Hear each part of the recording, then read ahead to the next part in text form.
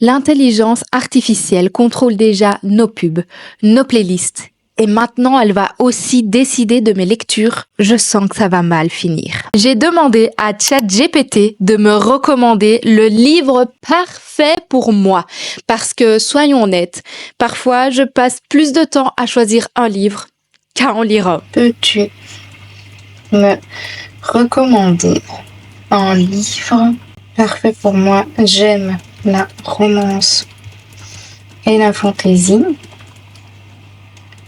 J'aime quand les personnages sont bien travaillés et ont une psychologie particulière. J'aime les univers bien construits. ChatGPT est plutôt fort parce que les deux premiers livres qu'il me recommande, c'est Le Prieuré de l'Oranger et Le Peuple de l'air. 2 livres que j'ai déjà lus et que j'avais adorés. Donc clairement, là, je me dis, c'est plutôt pas mal avec toutes les descriptions que j'ai mis, il s'en sort plutôt bien. La 3e recommandation qu'il me fait, c'est Une braise sous la cendre. J'ai clairement cette saga dans ma wishlist, mais là, je me suis dit, en fait, j'ai clairement pas envie de commencer une saga parce que j'en ai déjà plein en cours. Donc, pour affiner encore plus les recherches, je lui demande de me proposer des one-shots en fantasy, en romance, avec des personnages qui ont une psychologie particulière et des univers bien construits. Avec tous ces éléments, je me dis qu'il ne peut que me recommander le livre parfait. La première recommandation qu'il me fait, c'est La Reine Rouge. C'est une histoire avec des loups-garous. Donc clairement, je passe mon tour. J'ai pas envie de me lancer dans ce genre de lecture actuellement. La 2e recommandation one-shot qu'il me fait, c'est...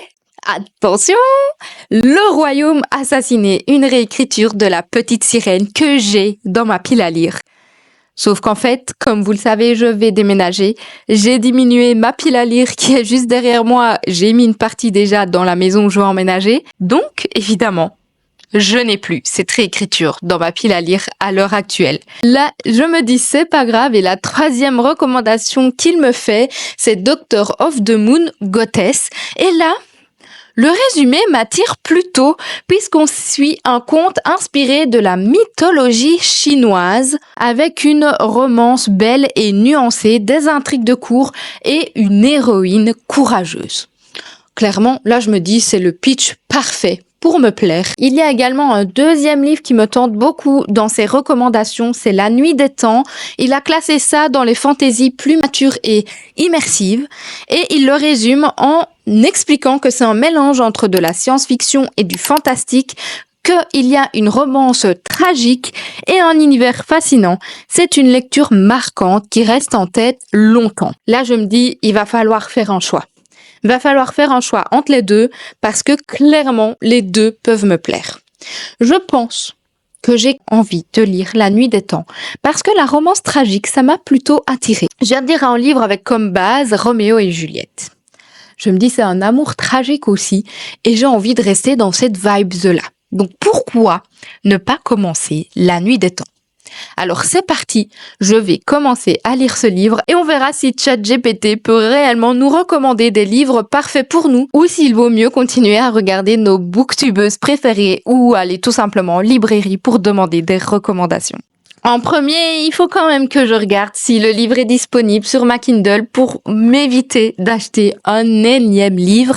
Donc je vais tout simplement regarder s'il est dans l'abonnement Kindle, si je peux l'acheter à bas prix ou s'il faut que je le commande. Là, c'est le Graal. Parce que clairement, oh non, faux espoir de fou. Parce qu'en fait, je pensais que La Nuit des Temps était dans l'abonnement Kindle. Mais il s'agit d'une analyse de l'œuvre de La Nuit des Temps qui est inclus dans l'abonnement. Donc ici, j'ai 3 éditions qui me sont proposées. Donc je vais regarder la première édition pour voir combien elle coûte. 15 €.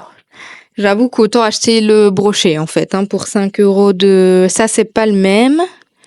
Ah si. 10 €. Bon, clairement, je ne trouve pas de version intéressante sur la Kindle, donc je vais me tourner vers Amazon. Je sais que beaucoup n'aiment pas ce site, mais en fait, ce sera le plus rapide pour recevoir le roman, parce que clairement, je ne vais pas tenir une semaine sans lire de livre pour clôturer cette vidéo.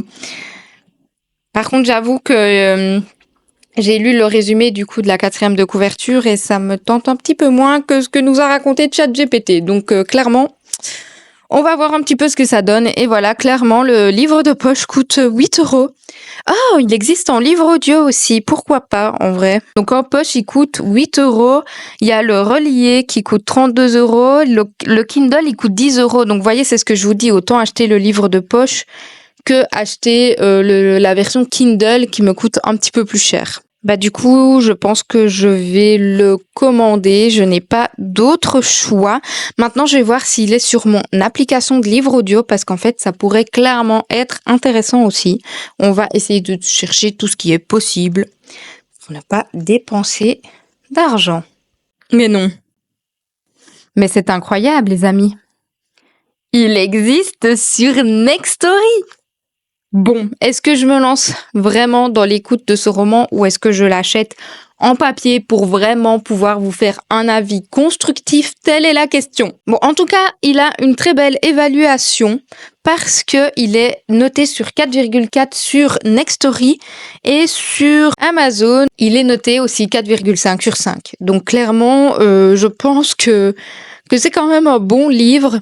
Donc, je vais l'acheter en poche. Je pense que c'est ce qui me conviendra le mieux pour le lire parce qu'en audio, souvent, il y a des détails qu'on ne capte pas forcément.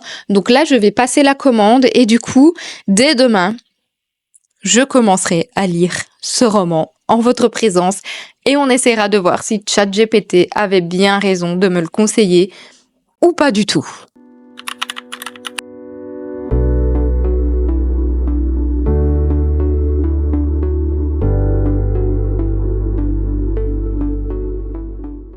J'ai reçu le fameux livre conseillé par ChatGPT, donc La Nuit des Temps. Il est assez court, il me fait pas trop peur, la couverture est représentative du résumé. J'avoue que jusque-là, à part le résumé de ChatGPT, j'avais pas trop lu le reste des résumés. Donc ici, le résumé, c'est l'Antarctique. À la tête d'une mission scientifique française, le professeur Simon ford la glace depuis ce qui semble être une éternité. Dans le grand désert blanc, il n'y a rien, juste le froid, le vent, le silence. Jusqu'à ce son, très faible. À plus de 900 mètres sous la glace, quelque chose appelle. Dans l'euphorie générale, une expédition vers le centre de la Terre se met en place. Un roman universel devenu un classique de la littérature mêlant aventure, histoire d'amour et chronique scientifique. Donc c'est pour ça que je dis que la couverture ressemble bien au résumé parce qu'en fait on a quelqu'un qui ford dans la glace et qui découvre quelque chose finalement à plus de 900 mètres. Donc du coup, voilà, je trouvais ça intéressant. Alors ici, il est édité chez Pocket, mais il y a plein d'autres éditions, hein, comme ils disent. Voilà, il n'y a pas que celle-là, mais moi j'ai pris celle qui m'attirait le plus. Et alors, il y a 400 pages. Donc voilà, c'est assez faisable comme lecture. J'ai hâte de le commencer, de voir ce que ça va donner, parce que je pense pas que je me serais tournée vraiment vers ce genre de lecture si j'avais choisi par moi-même. Donc voilà, j'ai hâte et il est grand temps de commencer ce roman conseillé par ChatGPT, de vous donner mon avis par la suite.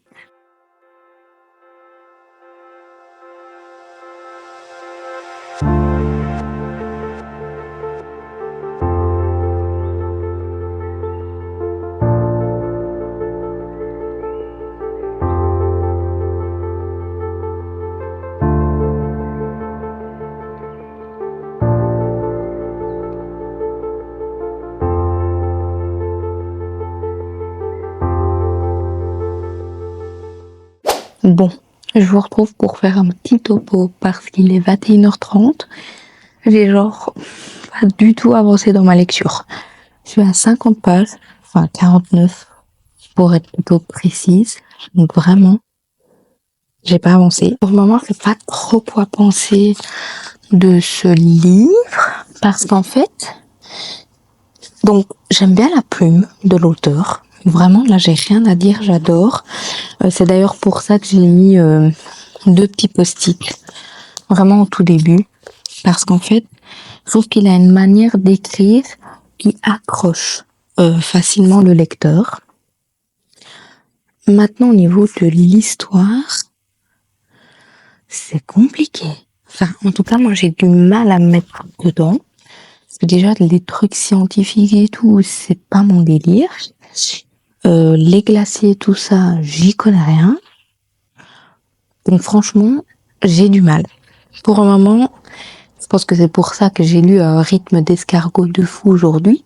C'est parce que vraiment, j'ai du mal à me mettre dans l'histoire. Mais un point qui est hyper positif pour l'auteur, par contre, c'est que chaque fin de déjà les chapitres ne durent que 2 ou 3 pages. Je trouve ça trop bien. Enfin, moi, j'aime bien les chapitres courts parce que c'est ça qui donne envie de continuer. Je peux m'arrêter facilement dans ma lecture, que ce soit pour parler à quelqu'un, pour, je sais pas, aller ranger un truc vite fait. Enfin, voilà, ça me permet de m'arrêter assez facilement. Donc ça, j'aime trop et ça donne un rythme à l'histoire qui est vraiment cool. Et chaque dernière phrase de chapitre est hyper accrochante. Enfin, vraiment, chaque dernière phrase, ça donne envie de lire la suite. Bon, maintenant, si moi, personnellement, je lis pas tout de suite la suite, c'est parce que vraiment, au niveau de l'histoire, j'ai du mal à accrocher. Enfin, il y a pas mal de termes techniques. Il parle de mètres, d'altitude, de trucs, de bidule. J'avoue, je nage un peu pour le moment, mais on est assez vite dans l'intrigue parce que, comme c'est dit au résumé, ils vont découvrir un trou sous la glace de plus de 900 mètres et ils vont découvrir que il y a entre guillemets de la vie là-bas parce que ils vont détecter avec leurs machines des sortes d'ultrasons. Et donc vraiment je suis à 50 pages et tout ça s'est déjà passé et là en fait ils sont en train d'arriver à 1000 mètres en dessous de la glace et ils sont en train d'essayer de découvrir ce qu'il y a en dessous de cette glace.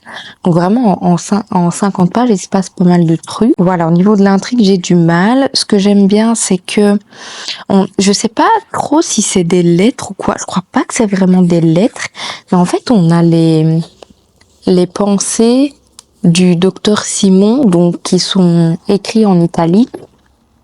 Et donc on a ça vraiment plusieurs fois. Parfois on a 2-3 chapitres qui se passent en temps réel et puis on a cette sorte de petite lettre, que je peux appeler ça.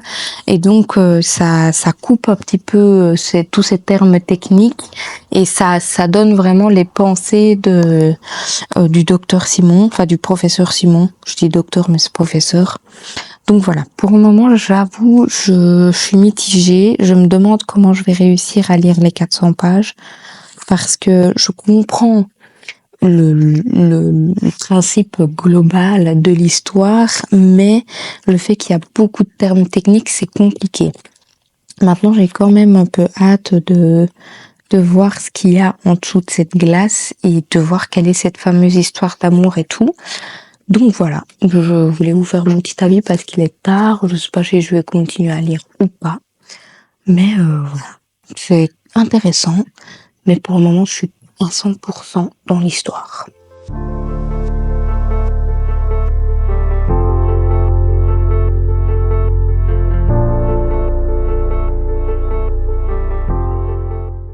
Il est temps de faire le débrief du jour. Je suis enfin arrivée à la 100e page. Je suis à la page 107. Il m'en faut du temps, parce que vraiment j'arrive pas à définir ce que je ressens pendant ma lecture. Il y a certains passages où je me suis dit qu'ils auraient été géniaux en film, en fait. Enfin, en vrai, j'arrivais vraiment à m'imaginer le truc comme si c'était un film. C'est très rare quand je me dis qu'un livre est peut-être mieux s'il était adapté en film. Du coup, franchement, j'ai du mal à savoir ce que je pense du roman. Ce qui est sûr, c'est que le livre, il peut être divisé un peu en 3. Donc, il y a la partie de l'exploration. Il y a la partie où, en fait, on lit le journal du professeur Simon. Et il y a la partie de la vie réelle. Enfin, pas que leur exploration soit pas réelle, mais de quand ils transmettent les informations au monde entier, en fait. Et donc, cette partie-là, quand on a toutes les informations, enfin, quand le monde reçoit les informations et que tout le monde est en train de parler de toutes ces infos, etc., cette partie-là, elle me plaît moyennement. La partie de l'exploration, elle est de plus en plus intéressante, même si vraiment je l'imagine comme un film plutôt que comme un livre, mais elle est quand même intéressante. On a fait des belles découvertes et tout, donc trop chouette. Le carnet du professeur Simon est vraiment trop cool à lire. Enfin, c'est ma partie préférée. J'aime toujours autant la plume de l'auteur qui est vraiment très poétique et qui nous emporte en fait dans l'univers.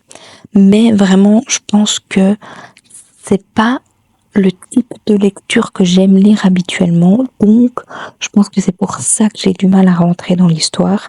Puis c'est très complexe, comme je vous le disais hier. Donc voilà, aujourd'hui j'ai eu droit à un petit schéma. Je sais plus où il est dans le roman. Je vais essayer de vous le retrouver pour bien faire. Donc ça, c'est le petit schéma auquel j'ai eu droit. Oui, vu comme ça ne veut rien dire, je suis bien d'accord.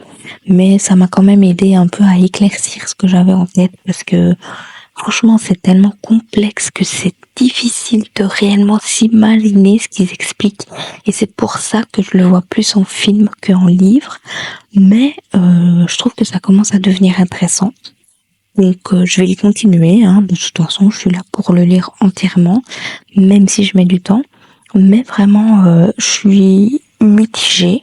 Il y a des bonnes choses comme des mauvaises. Donc voilà, on se retrouve demain pour la suite de la lecture.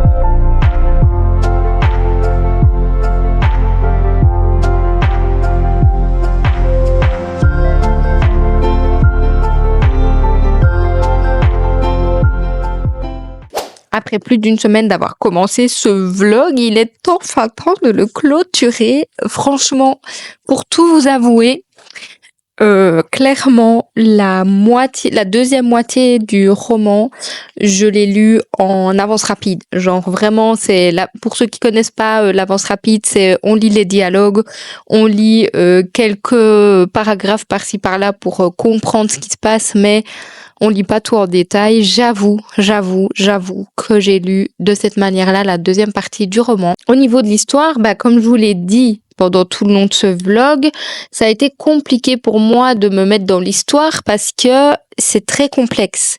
On a plein de termes scientifiques, on a plein de trucs inventés. Enfin, vraiment, c'est compliqué et il faut savoir que c'est un livre de 400 pages. Ou c'est pas une saga, et donc en fait l'univers il arrive comme ça, vraiment comme une masse, et on n'a pas le temps d'assimiler, on n'a pas le temps de s'y faire, que on a plein de détails qui arrivent, et c'est vrai que dès le début j'étais un peu perdue. Au fur et à mesure j'ai compris un petit peu le principal de l'histoire et tout ça. Enfin voilà, ils veulent découvrir comment ça se fait que pendant 900 000 ans il y a deux humains qui ont réussi à rester vivants dans ce fameux bloc de glace. Comment est-ce qu'ils ont fait, comment ça se fait qu'ils ont pu rester intacts, clairement. Enfin voilà, c'est plein d'expériences qu'ils font tout au long du roman.